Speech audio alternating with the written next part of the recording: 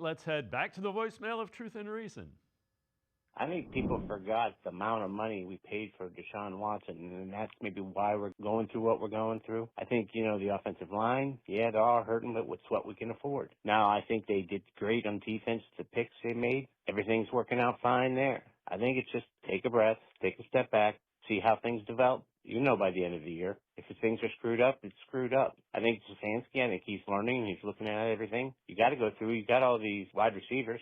Someone's got to spark, hopefully. I don't know. Just hold the faith, people. As always, appreciate all of the voicemails. Let's welcome in Pete Smith from the Orange and Brown Report. Pete, I get the thing with the Deshaun Watson money, and that's certainly a reason for some of the issues, more so because they didn't have young talent. The line's one that kind of concerns me.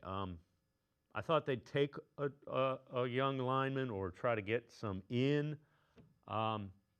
It was a conscious decision to go with the guys that have been here and have been pretty good, even though they're up there in age.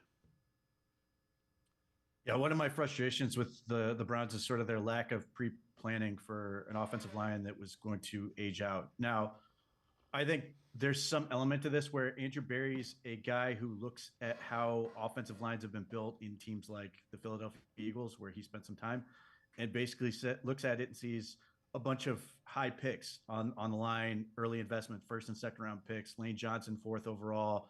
I think they have a couple second round picks on that line, and got a little bit lucky with Jordan Mailata. But I think that is kind of the approach that Andrew Berry wants to take on this.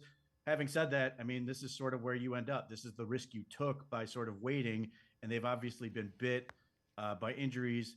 I give him some credit for coming up with some answers in terms of getting an offensive tackle help late with Cam Robinson, because frankly, I was surprised they were able to get that done. But nevertheless, this is sort of where you're at. So you've put a lot of pressure on yourself. So if if this group is still in place next year, and I assume they will be, then you're going to have to go big on the offensive line and really change that over, because you are in a really bad spot right now in terms of just the amount of guys you're going to need to potentially bring in. Well, it's a perfect storm for Andrew Berry, too, because he took a tackle high, Jedrick Wills, and it didn't work out. That's the other thing. That's probably his.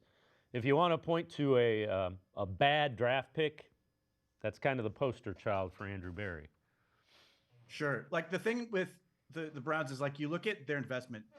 Jedrick Wills is one of 4 picks that Andrew Berry's made on the offensive line. The other 3 are James Hudson III, who was reasonable return for a 4th round pick. DeJuan Jones as a 4th round pick made sense as a risk given his talent, and then he's dealt with injuries. And the other one's been Zach Zinter, who seemingly was drafted for a system they ran for all of 1 year, and I don't know where that's going to go, but it doesn't look like it's going well. Compare that to the investment that they've made on the defensive line.